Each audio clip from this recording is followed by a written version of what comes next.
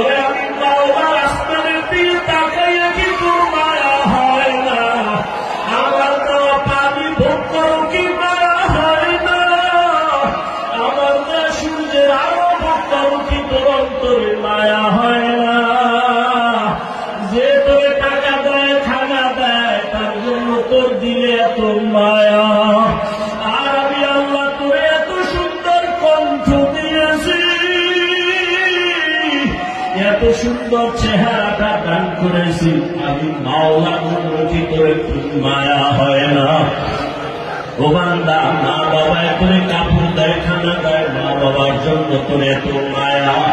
ওরে আমি আল্লাহ তোর জন্য সূর্য বানাইলাম, চাঁদ বানাইলাম, পানি দিলাম, বাতাস দিলাম, তারা দিলাম।